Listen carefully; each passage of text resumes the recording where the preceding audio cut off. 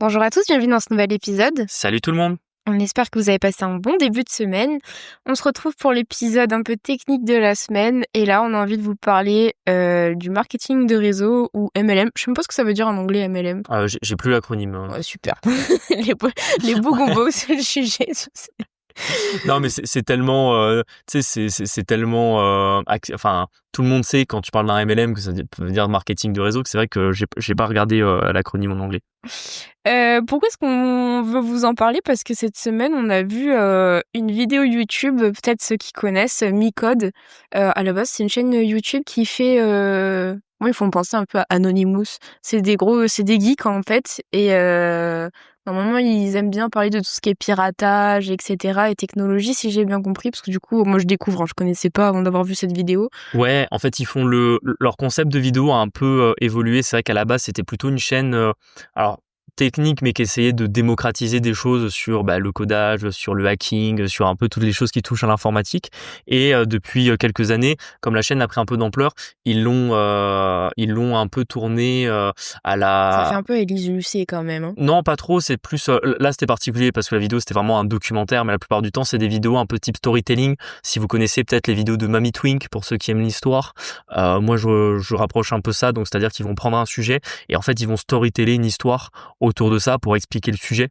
Donc, plutôt que rester vraiment sur une vidéo explicative, ils vont plutôt raconter une histoire autour. Et c'est vrai que c'est assez intéressant. Moi, j'aime bien ces vidéos. Je trouve qu'elles sont bien montées, bien promptées, assez intéressantes. Là, du coup, ils ont parlé du marketing de réseau, sachant que c'est intéressant parce que c'est un peu loin de leur niche à la base, dans le sens que c'est plutôt vraiment l'informatique. Ouais. Donc ils ont voulu en parler et forcément ils en ont parlé de manière négative. Nous, on va aussi vous en parler de manière négative et on voulait du coup vous apporter un peu notre avis dessus, sachant que je crois qu'on a déjà une fois parlé de MLM, mais brièvement dans un Oui, ça épisode. devait être Je une pense que c'était sous-partie, ouais. je pense qu'on avait dû faire une vidéo les pires business ou les Ouais, un pires truc comme stratégies ça, ouais. d'investissement, un truc comme ça, et on avait dû en parler. Et aujourd'hui, on s'est dit que voilà, c'était intéressant qu'on fasse une vidéo complète sur le sujet pour plusieurs raisons. Déjà, pour tout simplement un peu donner notre retour dessus, Puis un parce peu de que prévention aussi, je voilà, pense. en vrai, je vais vous raconter. Ça, c'est un truc que j'ai jamais raconté sur le podcast jusqu'à aujourd'hui. Concrètement, qu'est-ce que j'ai fait dans mon MLM, enfin pas mon MLM que j'ai créé, mais dans un MLM que j'avais rejoint avant de commencer l'investissement. Pourquoi moi le MLM ne peut jamais fonctionner et surtout pourquoi vous devez vous en tenir loin. Et quand je dis loin, c'est très loin et tout simplement être très réfractaire à ce type de business. Je vais vraiment tout vous donner et sachant qu'on va vraiment pas rester sur des considérations morales. Bon, c'est normal, on va en parler un petit peu parce que c'est toujours pareil, vous vendez à des proches, des fois il y a des problématiques d'argent, bref, on va voir un peu les différents MLM qui existent et surtout je vous expliquerai d'un point de vue aujourd'hui, avec le recul que j'en ai, en tant qu'investisseur, en tant qu'entrepreneur, comment en fait faut voir le MLM et pourquoi c'est une promesse qui est inexploitable en fait. Pourquoi le truc de vous dire que quand vous rentrez dans un marketing de réseau, vous devenez votre propre entreprise, votre propre businessman, en fait c'est faux et je vais vous expliquer pourquoi aujourd'hui. Ouais. Punaise, quelle intro, mon Dieu. Je sais pas, j'étais chaud. Du coup, le MLM, déjà peut-être, il y a un truc un peu qui revient, c'est qu'il y a quand même 3 leviers, hein, généralement. Ça répond à 3 secteurs, c'est un peu con, mais il y a l'argent souvent, le sexe aussi, et le dernier, c'est La santé. la santé. Et toi, c'était dans la santé, non? Ouais. Alors, juste avant d'y revenir, c'est bien que tu en parles, c'est que, en fait, grosso modo, aujourd'hui, quand vous voulez lancer un produit, quand vous voulez lancer même du contenu, un podcast, par exemple, peu importe, vous avez toujours besoin d'aller dans un secteur qui est porteur, c'est-à-dire un secteur qui doit parler au plus grand nombre possible. Je vous donne un truc tout bête, mais si jamais vous voulez lancer un podcast, par exemple, sur les voitures, ou vous voulez lancer un MLM sur les voitures, ou vous voulez lancer un site internet sur les voitures, ou un compte Insta sur les voitures, je suis pas forcément sûr que ça soit forcément le meilleur secteur dans lequel vous allez toucher le plus de monde. Alors, bien évidemment, vous avez des contre-exemples. Par exemple, les voitures, vous allez me sortir, ouais, mais GMK aujourd'hui, évite ça, etc. Oui, mais parce que GMK, en réalité, il a un giga monopole sur les voitures. Ils sont peut-être 3-4 avec Akram, et puis il y en a peut-être 2-3 autres que je dois pas forcément connaître, qui sont vraiment dans le truc des voitures et qui en parlent. Maintenant, à l'inverse, prenez le secteur de l'argent, ce qu'on appelle le make money.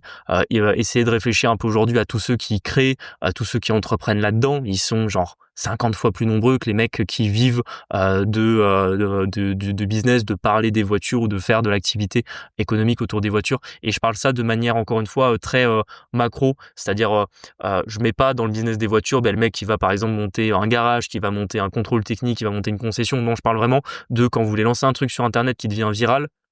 En fait, il faut toujours viser des secteurs où vous allez parler au plus grand nombre possible. Et ces 3 secteurs-là, ils sont relativement simples. Vous avez le sexe, qui souvent va être compliqué, parce qu'en réalité, c'est assez touchy. C'est des fois... Alors, ça intéresse tout le monde. Et d'ailleurs, je pense que ça se voit. Des fois, moi, ça m'arrive même d'avoir des vidéos YouTube qui fonctionnent tellement bien que l'algo a tendance à les pousser devant n'importe qui. Et des fois, moi, dans mon fil d'actualité YouTube, je vais avoir des vidéos qui vont traiter de ces thématiques-là de YouTubeurs parfois que je ne connais même pas. Donc, on voit quand même que c'est une thématique qui intéresse. Il y a des podcasts. J'ai pas de nom parce que je dois avouer que je les écoute pas. Mais c'est vrai que parmi les podcasts les plus écoutés en France, il y en a quelques-uns qui sont autour des relations amoureuses. Donc, on va dire ça peut se ranger un peu dans cette niche-là. Ensuite, vous avez, on appelle ça le make money, donc faire de l'argent. C'est un peu ce qu'on fait aujourd'hui dans ce podcast. On va pas se mentir, on sait que c'est notre niche et que c'est pour ça que vous nous écoutez et que ça fait partie un peu des domaines dans lesquels on peut parler au plus de gens, parce que c'est très rare que vous rencontriez quelqu'un et que vous lui parlez d'une manière de faire de l'argent que ça ne l'intéresse pas, ou d'un investissement ou d'une entreprise. Bref, vous n'avez pas beaucoup de gens que ça n'intéresse pas ce sujet-là, parce que c'est un peu un des ciments de notre société. Et le dernier sujet qui est très intéressant aussi, c'est la santé. Et là-dedans, vous pouvez mettre à la fois la partie santé. Donc aujourd'hui, ça peut se voir. Vous avez des podcasts, vous avez aussi des chaînes YouTube sur la santé de plus en plus qui vont donner des bons conseils sur bien dormir, sur traiter certaines maladies. Je sais que c'est les femmes, ça s'est développé. Toi, tu en regardes, je crois, des fois. Les trucs de la perte de poids, voilà, être beau gosse sur les réseaux, tout ça, c'est effectivement, ça attire du monde. On peut appeler monde, aussi le biohacking aujourd'hui, ça rentre dans cette niche-là. Vous avez le sport. En soi, vous allez me dire, une niche qui fonctionne, qui parle à tout le monde, c'est le sport, mais en soi, le sport, ça rentre dans la santé. En soi, vous avez tout ce qui est nutrition aussi, qui va rentrer dans la santé. Donc, vous voyez, c'est des sujets qu'il encore, il y a peu de gens à qui vous leur parlez pas sport ou nutrition et qui vont vous dire, ah non, moi, je m'en fous complètement, quoi. De manière générale, c'est toujours pareil, vous faites la loi de Pareto, vous parlez sport ou nutrition, vous avez 80% des gens qui vont plus ou moins s'intéresser à ce que vous avez à dire. Et tout ça pour revenir au marketing de réseau, c'est que majoritairement, ils vont toujours se lancer dans un de ces 3 domaines, sachant que un des tout premiers MLM qui a bien fonctionné aux États-Unis, qui a popularisé la chose, c'était Tupperware. Ouais. Moi, je me rappelle que ma mère, elle faisait des réunions de Tupperware, mais j'étais petite. Après, elle en a fait ? Bah oui. Ok. Ça s'est vite arrêté. En fait, ses copines, elles vendent des... Ouais, elles vendaient des tubes. Ouais, elles vendaient des tubes. Et on a plein de tubes Tupperware qu'on a depuis cette époque-là. Okay. Mais je pense que mes 10 ans, ça a dû s'arrêter, un truc comme ça. Ouais, mais je sais pas si les entreprises existent toujours, d'ailleurs. Je sais pas non plus. Parce qu'en fait, le délire du Tupperware, en fait, c'est parce que c'était un peu révolutionnaire d'utiliser du plastique pour stocker des aliments. Ouais, et du coup, on était en gros, ça répondait un peu à une problématique. Alors, je pense qu'on n'était pas tout à fait dans la niche santé, mais on était dans la niche nourriture. Oui, et puis c'est un qui peu... s'y rapproche un peu, et puis c'était novateur. Oui, et puis c'est un peu avec, aider les femmes qui étaient à la maison pour le ménage, faire à manger, etc. Effectivement, ça, pour conserver, c'était fou, quoi. Donc, ça allait dans cette dynamique-là. Il fallait aider les boomeuses, parce que bon, forcément.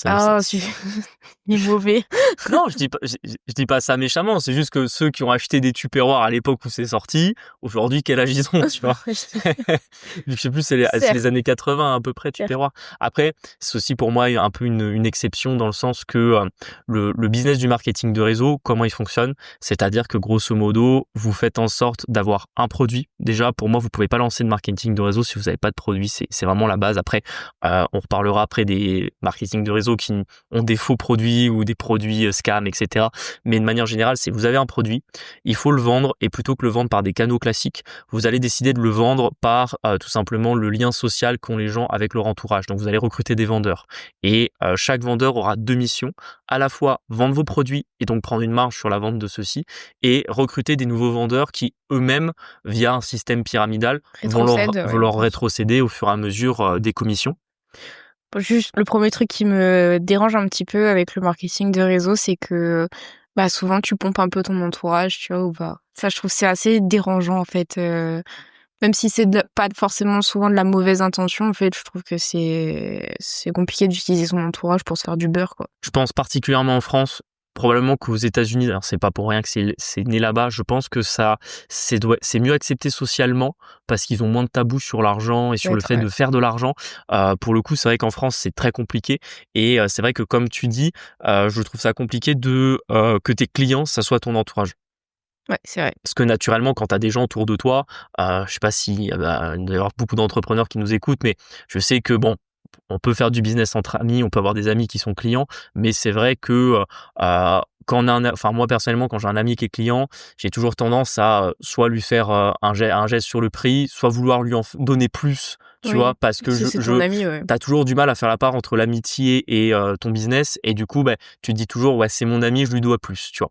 Donc c'est vrai que quand tu pars dans ce genre de business, en fait, à un moment donné, tu vas devoir faire de l'argent sur tes potes et tu as toujours ce problème moral de te dire: «Bon, je fais quand même de l'argent sur un pote et encore tant que le produit est bon».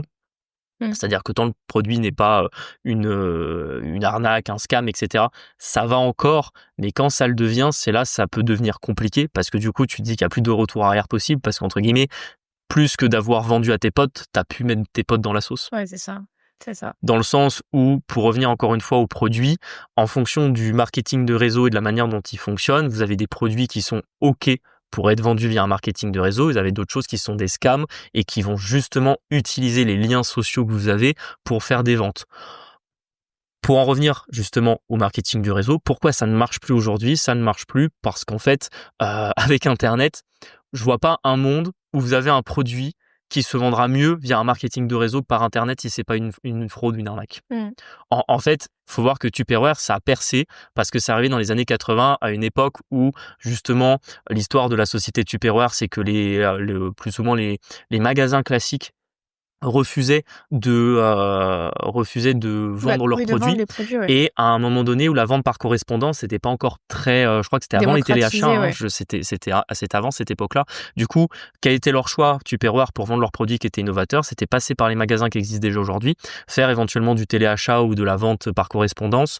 Je pense qu'ils ont dû en faire un petit peu ou pour une raison peut-être que, je suis pas un expert de cette période-là, hein, surtout aux États-Unis, je sais pas exactement comment, tu faisais ton business de vente à distance à l'époque, mais voilà.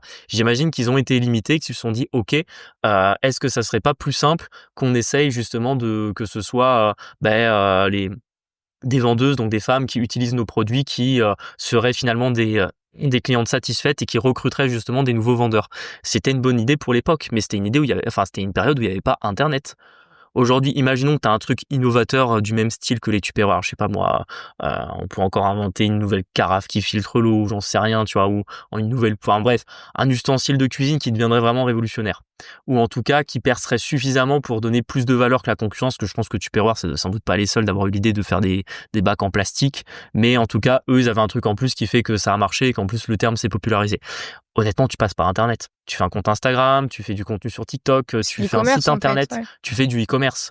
Donc aujourd'hui, en 2025, je vois pas pourquoi une entreprise utiliserait le marketing de réseau pour vendre un produit. Il y a Autre des que ce soit un scam, Voilà, voilà. c'est ça. En fait, aujourd'hui, pour moi, hein, si vous faites un marketing de réseau, soit votre produit, en fait, il est pas si bon que ça et justement vous vous dites: «Il est pas si bon que ça et je vais utiliser le marketing de réseau parce que sinon si je le fais sur internet, il se vendra pas». Mmh. Ou alors, carrément, vous êtes des escrocs, vous êtes là pour piquer du fric et vous dites: «En fait, pour piquer du fric, si je le fais sur internet, ça va se savoir en quelques jours ou quelques mois que je suis un escroc. Par contre, si je le fais, dans des cercles d'amis, de gens, de recommandations, de trucs comme ça peut mettre beaucoup plus longtemps à se rendre compte que je suis, un escroc. Parce que avant d'avoir des clients insatisfaits qui vont dire que je suis un escroc, j'aurai avant tout des clients qui vont se persuader qu'ils sont satisfaits de mon service ou de mon produit pour tout simplement le vendre et essayer d'embaucher une commission dessus». C'est vrai. Et du coup, bah, là, le sujet, enfin, ça peut, le sujet, c'était par chez Micode, c'était, un business, je crois. C'était la promesse d'un business. Et pourquoi est-ce que, du coup, ça ne fonctionne pas? C'est que ce que tu expliquais sur le fonctionnement du MLM, c'est qu'en fait, c'est une pyramide. C'est celui d'en haut, il vend des produits à ceux d'en bas. Donc quand on rentre comme vendeur, je pense qu'on a des frais d'inscription, plus tu dois acheter ton produit. Et après, bah, pour essayer de te récupérer, au moins amortir les frais d'entrée, tu dois recruter des vendeurs en dessous. C'est ça. Alors, il y a plusieurs choses dans ce que tu as dit si on veut vraiment aller au bout du sujet. La première, c'est que déjà, effectivement, tu as le système pyramidal de vente. Gros modo, comment ça marche. Et justement... Je crois que c'est puni par la loi en plus. Oui, alors c'est toujours particulier en France, mais bon, je veux dire, c'est pas les premiers à faire un business qui est illégal. C'est vrai. Soit, tu vois. Surtout qu'en plus, là, dans la vidéo qu'on avait regardé, ceux qui avaient créé ce business-là, ils étaient tous à Dubaï. Du coup, grosso modo, pour vous reprendre l'histoire, moi, j'étais dans le MLM qui s'appelait Natura Forever. Je pense que vous pouvez même le taper sur Google si vous... Ça n'existe plus? Alors, l'entreprise, de ce que j'ai regardé, justement, ça, c'est un des trucs que j'ai regardé en préparant cet épisode, ça existait encore. Tu trouves encore les noms sur Internet, les produits sont les mêmes, mais ils ont recréé une nouvelle boîte. Ok. Et en fait, comment ça fonctionnait? Natura Forever, ils étaient dans la niche santé. Donc, c'est peut-être la seule raison qui fait que j'y suis allé et que j'ai pas vu d'entrée. Alors, je dirais pas que c'était de l'escroquerie, je dirais juste que c'était pas... T'avais quel âge? 18? Un peu plus, je devais avoir 19. Ok. Et j'ai été recruté par un de mes meilleurs potes. Ok. Oui, mais c'est toujours comme ça que t'es recruté. J'ai été recruté par un de mes meilleurs potes. Je sais plus comment il avait rencontré le gars qui l'avait mis là-dedans. Pour le coup, je m'en souviens plus. Mais j'ai été recruté par un de mes meilleurs potes qui justement bossait dans le commerce et était intéressé. Alors, ça pas spécialement. En plus, c'est toujours un de mes meilleurs potes et c'est en plus même pas quelqu'un qui est spécialement attiré par l'argent. Enfin, en tout cas, s'il était intéressé vraiment par l'argent, je pense que il aurait tenté d'autres trucs, tu vois, derrière du trading, machin. Alors qu'en réalité, le MLM, c'est la seule chose qu'il a jamais testé qui se rapproche un peu de tout ça. Et en fait, il m'a rentré là-dedans. Et moi, pour le coup, c'est vrai que d'un coup, je me suis dit, ce truc va me rendre millionnaire, tu vois. C'est vrai? Ouais. Oh, punaise. À l'époque, si tu veux, c'était à peu près, c'était juste avant que je commence le trading, les choses comme ça. Donc, j'étais à la recherche du truc qui allait... Putain, mais pourtant, Julien, t'es vachement plus logique que moi. Tu sais comment on m'avait approché pour un MLM, mais de vacances? Ouais, Donc, je sais plus comment ça s'appelle. C'est je sais- Oui, Non, Transavia, c'est une compagnie aérienne. non, c'était... faudrait que je retrouve Bref, le nom. ouais. Et moi, j'avais senti le truc. J'étais là, y a un Oui, mais truc c'était qui va beaucoup pas. plus tard. Non, j'étais à la fin de mes études de Bizarre, 3e année. parce qu'il me semblait qu'on t'avait aussi approché plus tard quand c'était Non. déjà rencontré, non? Non. Ok, bref. Et toi qui es si logique, punaise. Parce qu'en fait, déjà la différence, c'est qu'étant dans la niche santé, les produits qui étaient proposés par Natura Forever, leur truc un peu révolutionnaire, c'était la spiruline. Si vous connaissez pas la spiruline, c'est une espèce d'algue qui aurait des bienfaits sur la santé, notamment au niveau de l'énergie, des minéraux, des vitamines. Donc, il y avait une promesse d'un produit qui était sain. Grosso modo, si tu veux, tu avais 3 promesses quand tu rentrais dans ce MLM-là. Tu avais déjà, le premier truc, c'est que tu avais accès à des produits qu'on te disait être bons, du coup, que tu étais là en train de te dire, bon, c'est bien pour ma santé. On te proposait de revendre ces produits-là et tu vendais des produits qui étaient bons pour la santé. Et tu pouvais potentiellement gagner de l'argent, soit sur la vente des produits que tu vendais toi directement, soit en recrutant d'autres vendeurs qui eux-mêmes allaient revendre ces produits-là. Et jusque-là, tout va bien. Ouais, tout va bien, ouais. Le problème, c'est que, et ça, je m'en suis rendu compte plus tard, c'est que en réalité, étant donné que c'est un système pyramidal, moi, je t'avoue, je sais pas le combien. Je pense que je devais être sur la 5e ou 6e strate, un truc comme ça. Donc, j'étais pas si tard en soi dans ce MLM-là. Mais le problème, c'est que quand je vendais un produit, grosso modo, je gagnais vraiment des cacahuètes, tu vois. Donc, je gagnais genre 10% de commission. Enfin, je veux dire, n'importe quel vendeur aujourd'hui qui est payé qu'à la commission, c'est que quand tu vends un produit, tu gagnes pas que 10%, tu vois. Sauf dans des domaines bien précis. Mais je veux dire, plus ou moins dans la vente de biens physiques, où en plus, souvent, tu dois faire des démonstrations aux gens, etc. C'est pas bien payé, tu vois. T'avais le fait de recruter des gens, c'était compliqué parce qu'en plus il fallait recruter dans ton entourage, ça gêne, en vrai ça gêne. Justement le fait de devoir faire ce que je vous disais toujours, le fait de faire du business sur tes potes parce que entre guillemets le business d'entre amis c'est faisable, mais c'est faisable quand quelqu'un apporte quelque chose à l'autre. Ouais, quand tu vois. c'est complémentaire. Ouais. Là en fait c'est que tu recrutais quelqu'un pour qu'il te fasse gagner du fric. Donc en fait t'avais pas l'impression de faire du business avec un ami, mais un peu de recruter un salarié en soi. Tu vois ce que je veux dire. Donc ça me gênait un peu de ce point de vue-là. Et puis, ce qui est surtout arrivé à la fin, c'est que je me suis rendu compte que ces produits-là, qui étaient peut-être pas spécialement révolutionnaires, en fait, ils coûtaient très cher. Parce que forcément, il faut rémunérer tout le monde. Donc, je sais pas, moi, la petite bouteille de spiruline, je sais plus, elle était vendue genre 15 balles, tu vois, ou 20 balles, un truc comme ça. Donc oui, pour que toi, tu puisses marger. Pour que tout le monde puisse marger. C'est-à-dire que le prix de revient de cette bouteille-là, c'était peut-être 10 ou 15% du prix. Derrière, tu avais une société qui les vendait et tu avais un système pyramidal qui devait se ralasse sur chaque vente qui était faite, tu vois. En fait, plus t'es haut dans la pyramide, plus tu... Exactement. Donc, en soi, est-ce que c'était un scam ? Je pense pas, parce qu'en tout cas, il y avait un vrai produit que tu pouvais consommer. Après, c'est toujours pareil, c'est du complément alimentaire. T'y crois pas. Bref, t'avais quand même un produit, tu vois. Pour y adhérer, ça me coûtait pas d'argent.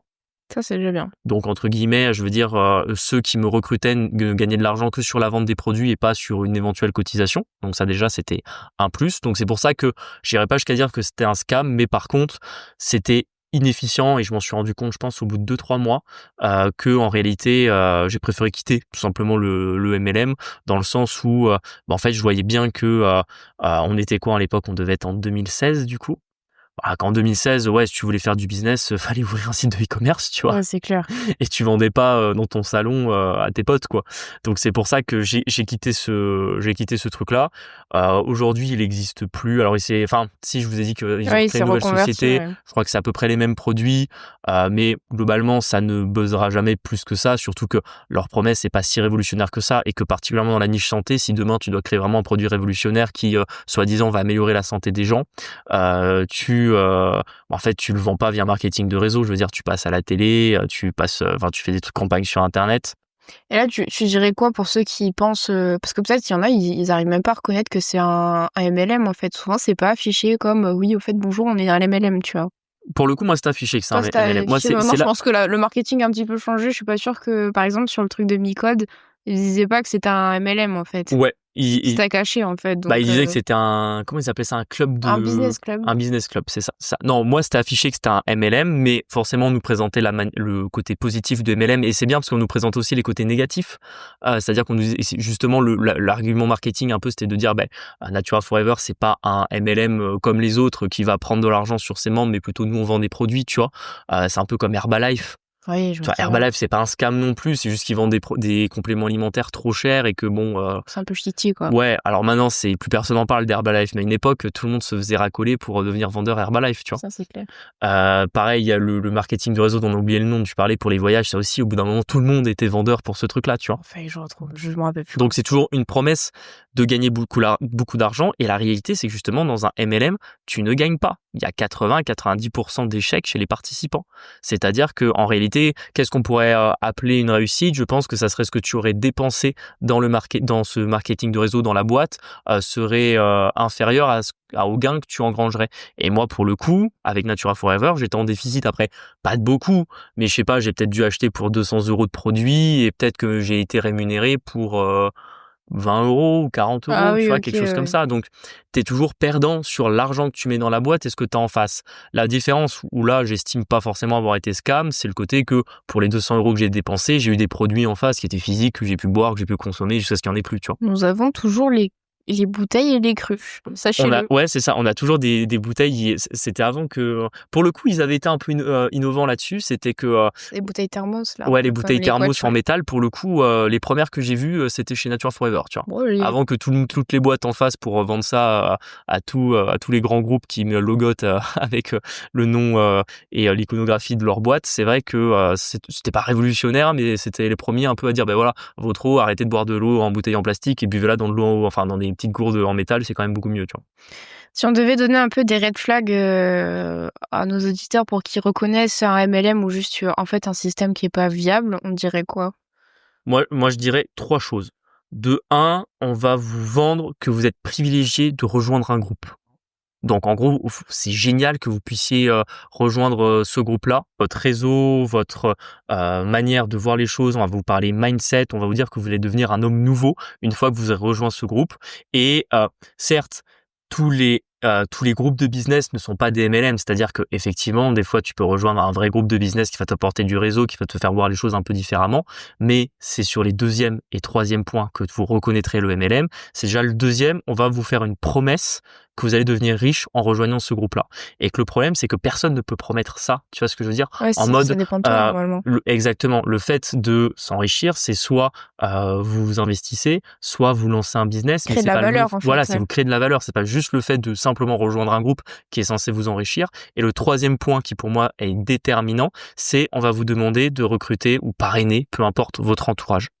Ouais, c'est vrai que parrainer l'entourage, c'est un peu, Et c'est là où ils vont se cacher, c'est que en réalité, vous avez des business qui existent, qui sont entre guillemets sains. C'est par exemple l'affiliation. Tu vois, aujourd'hui, quasiment tous les business utilisent l'affiliation. Par exemple, c'est le fait de vous créer un compte dans une banque en ligne, vous parrainez un proche, vous gagnez un petit ticket, tu Oui, vois mais ce que je veux dire? c'est sans conséquence l'affiliation. C'est soit tu vends pas. Et Eh, le truc ne repose pas sur toi, tu vois ce que je veux dire? Exactement, mais en soi, l'affiliation, c'est souvent vendre aux gens que tu connais ou aux gens qui sont accessibles à toi, tu vois, en fonction du nombre de personnes que tu connais. Mais ça, c'est sain. Je veux dire, l'affiliation, c'est simplement la personne, elle a peut-être déjà utilisé un bien ou un service et tu utilises le code d'un pote pour lui rendre service et souvent, c'est bénéfique aux deux. Tu Mmh. vois ce que je veux dire? Alors que justement, dans le MLM, c'est pas que de l'affiliation, c'est plutôt tu recrutes des vendeurs et tu vas eux-mêmes prendre un peu, c'est comme si, je sais pas moi, en plus, tu prenais un code sur la personne qui passait par ton lien et qu'en plus cette même personne, il y allait y avoir également des fees de son propre lien qu'elle allait donner à d'autres gens, tu vois? Et boum, tu tombes dans le système pyramidal. C'est vrai. Sachant que, et ça pour moi c'est le dernier point où là c'est MLM scam, vous devez faire très attention, c'est que pour moi dans la niche make money, donc dans la niche argent, la plupart du temps vous n'avez pas de produit et en réalité le produit c'est vous, c'est-à-dire que vous allez devoir payer souvent une cotisation pour en faire partie, soit one shot, soit sous forme d'abonnement. C'était un peu l'objet de la vidéo de Ouais. Micode dont vous parlez en intro, où justement là c'était un vrai scam dans le sens où pour rejoindre le MLM, tu devais déjà payer. Donc, tu partais avec une dette qui était énorme et en fait, tu avais pas de produit. Ce qu'ils vendaient, c'était l'accès à un club, tu vois. Mais je veux dire,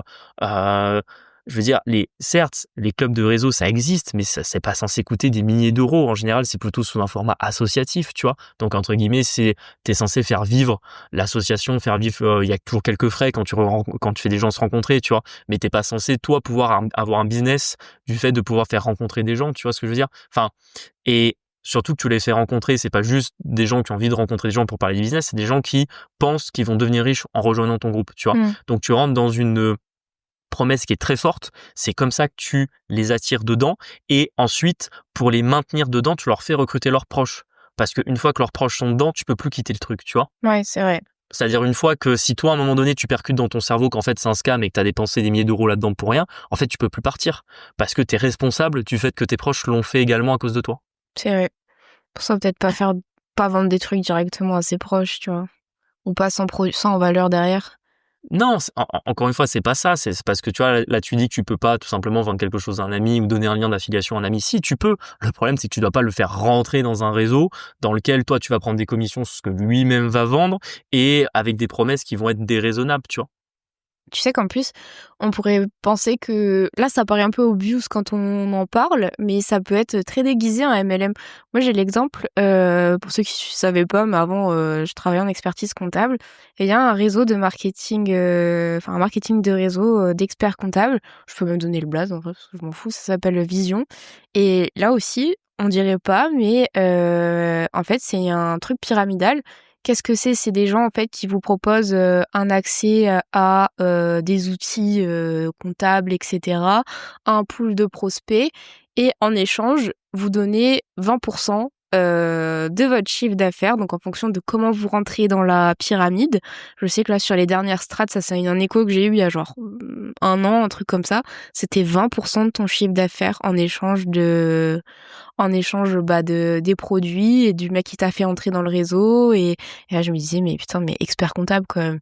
Genre tu censé c'est un truc qui est normé et cetera, il y a censé avoir un gage, de qualité et tout et il y a des gens qui rentrent là-dedans et je trouve ça fou parce que en fait les premières strates, ça va, c'est que 5 de ton chiffre d'affaires, mais en fait plus tu avances dans la strate en fonction de où tu rentres, en fait tu donnes un truc énorme Ouais, en parce termes qu'il de faut ralasse chiffres. tout le monde. Et en vrai, c'est un vrai problème parce que même dans le truc des experts comptables, tu peux encore dire qu'ils apportent un produit ou un service. Rien du tout, c'est des outils quoi. Oui, c'est ça, c'est des outils Aller d'informatique, chez des outils de Pennylife, gestion. Et le ouais. problème, c'est que soit du coup, tu dois vendre plus cher à tes clients, donc tu es censé le récupérer sur tes clients, soit ça veut dire que entre guillemets, tu es moins rentable sur ta propre opération. Mais c'est ça, enfin je trouve ça hallucinant. C'est quelque chose qui est, en plus, validé. C'est-à-dire que ça a pas du tout été sanctionné, c'est encore en cours, et je crois que c'est en fonction de là où vous êtes. Vous avez un référent dans la ville ou la région où vous êtes et vous êtes obligé de passer par lui si vous voulez rentrer chez Vision. Ça me sidère, vraiment ça me sidère. Donc comme quoi, ça peut être déguisé dans toutes les niches en soi. Mais là, c'est la niche Make Money du coup pour le coup. Oui, c'est la niche Make Money et puis c'est très ciblé parce que ça s'adresse vraiment à une profession qui est déjà réglementée de base, mais c'est incroyable que ça puisse exister Ouais, moi, ça me paraît fou. chez les experts comptables. Après, ce qui est sûrement le cas, c'est qu'en fait, un des mecs en haut de la pyramide, c'est souvent un président d'un ordre ou de je sais pas quoi, et du coup, c'est comme partout en Ouais, France, c'est que comme lui, il se fait ralasse comme il faut par les autres, bah, en fait, il est là, bah, c'est bon, continuez à faire votre truc dans votre coin, tu vois. ouais, c'est clair. Enfin bon. Et qu'est-ce qu'on peut proposer comme alternative au MLM pour ceux qui veulent faire des side business? Parce que aussi souvent, il y a un truc avec le MLM, c'est que ça fait une petite REM, c'est pas un truc que tu fais à temps plein, c'est une petite REM et tu vois, c'est un moyen de faire un side business. Puis qu'est-ce qu'on peut proposer? Je suis pas d'accord avec toi. Ah, Parce que le MLM, quand il est vendu, on te dit jamais de faire un petit complément de revenu. On te dit que tu vas devenir riche. C'est la scène avec le loup de Wall Street. Il oui, dit, mais vendez-moi ce stylo, tu vois. tu te doutais bien en investissant 200 balles dans Nature Forever, je sais pas quoi, que t'allais pas faire des milliers d'euros par mois, tu vois, en y Si, consacrant. si, parce que quand on te Ouais. fait venir à ta première réunion, t'as toujours le gars qui visiblement gagne 10 000 euros par mois grâce à ça. Oui, ils te font venir le mec en haut de la pyramide, du coup. Exactement. Et on te Euh, dit, tu peux devenir ce gars-là. Et le MDR. souci, c'est que tu t'attires pas les mouches avec le vinaigre, tu vois. Donc, moi, on m'aurait dit, ouais, allez, tu travailles dur, très dur 2 ans, à la fin, tu gagneras peut-être 300 euros par mois de revenus passifs avec ce truc. Je l'aurais pas fait. En fait, quand tu fais appel à l'effet FOMO, tu vois, Ouais, c'est ça. dans ces moments-là, donc en fait, tu vends le fait de gagner beaucoup d'argent. Et là où en plus j'insisterai, parce qu'il y a peut-être quelqu'un dans ce podcast que j'espère peut-être qu'on va aider parce que il est intéressé par un MLM et qui se dit mais non mais c'est pas possible, moi mon MLM ils ont un vrai produit, on va finir par marcher et j'ai la chance de rentrer suffisamment tôt. Le problème qui se pose, c'est qu'en fait votre business ne vous appartient pas. Donc en fait, vous n'êtes pas un businessman, vous n'avez pas d'entreprise. Heu, Tu vois, par exemple, j'aurais continué dans Natura Forever. Imagine même, je fais partie du top 1% qui fonctionne, qui devient rentable, qui gagne des 1 000 € par mois grâce à ça. Ouais. Il se passe quoi quand la boîte arrête et qu'elle se recrée sous un nouveau nom? Ouais, Et que du coup, j'ai plus accès aux produits, j'ai plus accès à tous les gens que j'ai recrutés. Tu perds tout ton business du jour au lendemain. Mmh. Donc en fait, c'est-à-dire qu'en plus, vous êtes prêt à donner beaucoup de votre temps, qui peut être mieux investi dans autre chose, à une entreprise, parce qu'il y a toujours une boîte derrière qui à la fin récupère l'argent tout en haut de la pyramide, qui, entre guillemets, si du jour au lendemain elle veut plier bagage et dire c'est bon, c'est fini, on arrête, vous aurez tout perdu parce que vous aurez plus rien. Le réseau que vous avez créé, il ne marche que pour ce produit-là, que pour cette promesse. Je veux dire, c'est pas le fait de créer un réseau d'affaires, tu vois, en mode, je sais pas moi, le vrai réseau qu'on appelle professionnel, il vous sert pas que dans votre niche. Quand vous connaissez quelqu'un que vous pouvez appeler, quand vous êtes un investisseur IMO, vous connaissez des agents, vous connaissez des artisans, ça peut vous servir pour vous, ça peut vous servir pour quelqu'un d'autre. Peut-être qu'un jour, je sais pas moi, vous allez décider de ouvrir une entreprise, je sais pas moi, vous allez fabriquer des vélos, vous avez besoin d'un local, donc vous dites ah bah attends, je connaissais un agent immobilier quand j'ai acheté mes premiers immeubles, je vais l'appeler voir s'il a pas un local. Je connaissais des artisans qui ont fait les travaux dans mes immeubles, je vais peut-être les faire faire les travaux dans ma fabrique, tu vois. Genre en gros, tu te crées un vrai réseau professionnel, alors que là, le soi-disant réseau que tu as dans le MLM, si le MLM s'arrête, tout est fini. Ouais, c'est vrai. C'est vrai. Et du coup, pour revenir sur quelles sont les vraies alternatives, en fait, c'est ne rentrez pas là-dedans. L'argent, Oui, merci. personne... Oui, non mais pense qu'il faut quand même le répéter, l'argent, personne ne le gagnera à votre place. On en revient toujours sur les conseils en gestion de patrimoine, sur le principe des commissions dans les investissements et compagnie. Personne ne fait le boulot à votre place et il faut que vous ayez de la valeur ajoutée, en fait. Quoi qu'il arrive, pour qu'à un moment donné, vous ayez droit à un rendement ou à un revenu suite à quelque chose que vous entreprenez. Et c'est super important que vous le compreniez et que du coup, c'est pas dans la MLM que vous allez le trouver. Ouais, c'est vrai.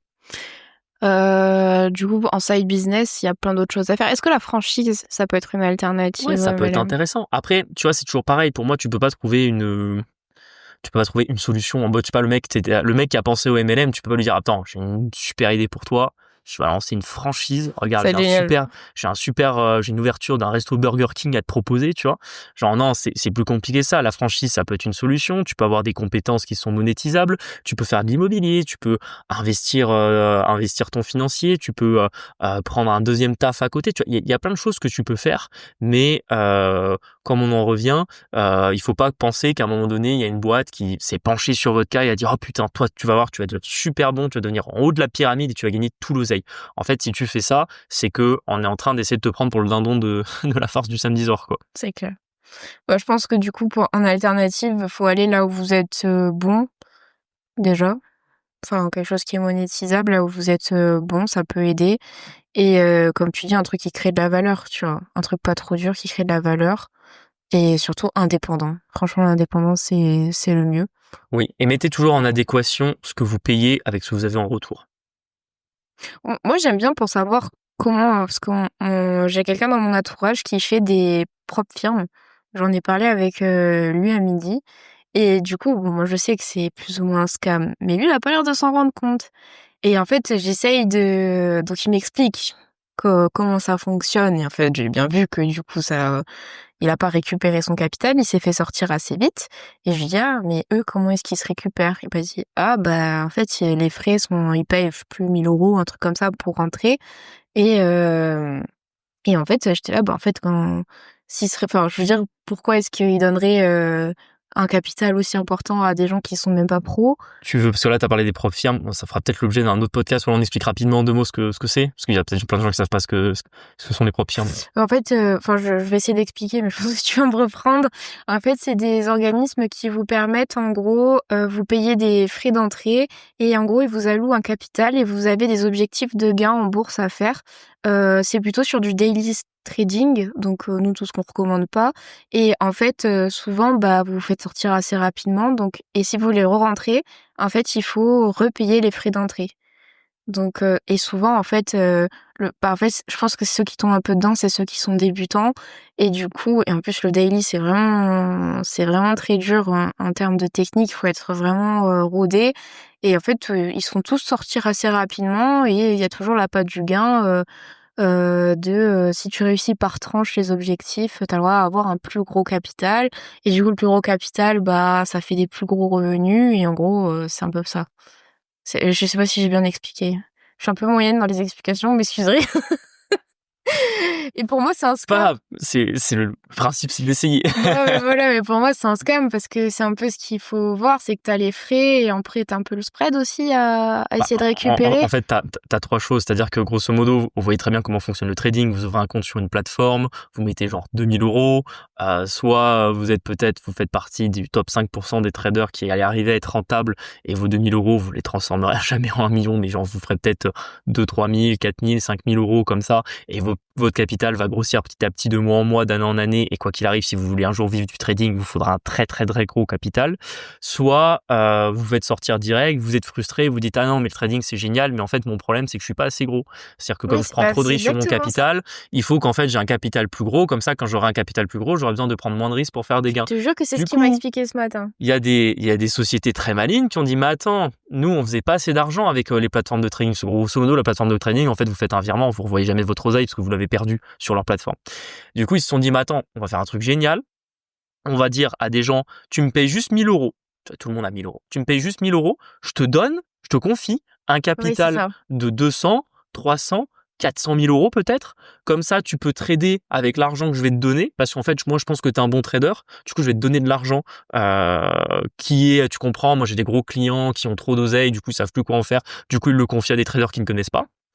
Et si tu es rentable, on partagera les bénéfices. C'est exactement ça. Et moi, je vais me rémunérer sur le spread. Donc, le spread, c'est la différence entre votre cours de vente et votre cours d'achat. Donc, en général, souvent sur les plateformes de trading, il est assez élevé. Ensuite, il se rémunère sur les frais de transaction, qui est encore différent du spread. C'est le frais que vous allez payer pour l'ouverture, la clôture d'une position. Il se rémunère éventuellement sur les taux d'intérêt, parce que quoi qu'il arrive, quand vous faites du trading, vous prenez toujours du levier. Donc, en fait, il faut rémunérer le fait que même si vous aviez un gros capital, vous allez quand même emprunter de l'argent pour prendre votre position. Et vous avez surtout payé 1 000 € de droits d'entrée. Enfin, je dis 1 000 €, mais ça peut être plus ou moins. C'était 1 000 € à midi pour 160 000 €. Ah, c'est marrant, je l'ai dit au hasard. Et en plus, on n'a même pas parlé avant, avant l'épisode. Et du coup, vous mettez 1 000 €. Si jamais vous êtes rentable, c'est génial, vous allez voir, on repartira les bénéfices, vous allez devenir le trader et vous allez gagner 10 000 balles par mois grâce à l'argent qu'on vous a confié.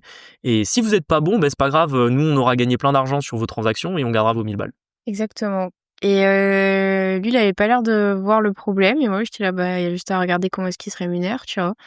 Et ça, rien que pour voir comment eux, ils se rémunèrent, tu vois comment est-ce qu'ils font leur beurre et tu vois la promesse derrière donc et en fait, je disais: «Mais ce serait plus simple si toi, tu mettais» je sais que c'est chiant de partir avec un petit capital, tu mets ce que tu peux, c'est du risque, mais en fait, au moins, tu te fais toi-même et tu ralasses pas, des boîtes énormes, tu Des vois? escrocs. Ouais, voilà. Et bon, il avait pas l'air de capter en face. Écoute, après chacun fait ses choix, mais je sais même plus pourquoi on disait ça. Bah, c'est juste pour identifier un peu le business des autres avant de rentrer dedans. Réfléchissez comment est-ce qu'ils gagnent leur argent et vous verrez si c'est un scam ou pas. PropFirm, c'est un scam, voilà. Donc j'ai fait un raccourci, mais MLM, propre firme, vous avez compris, même voilà combat. ça. Donc voilà. Est-ce que tu as quelque chose d'autre à dire sur le sujet? Ouais, j'ai peut-être une dernière petite anecdote. Là, vous avez parce que c'est marrant, on a parlé de prod firme et tu sais qu'il existe des MLM dans justement le trading et les prod firmes. Ah ouais? Ah ça Ouais, fait genre t'imagines, c'est presque, tu sais, c'est, quand, tu sais, genre Thanos, il réunit, ses enfants là, tu sais, en gros les plus grands méchants de l'univers, pour construire la kill team. T'associes MLM, prop firme et là The Combo, t'as quoi. the combo des escrocs pour te piquer ton fric, quoi. Bon, bah, on espère que cet épisode vous a plu. N'hésitez pas à nous suivre sur les plateformes, à nous mettre 5 étoiles, ça nous aide pour l'algorithme. Et à nous suivre sur Instagram, La Fouserie et Quitte le Boomer Dream. Et on se dit à lundi pour un prochain épisode. À À bientôt, bientôt, ciao. ciao.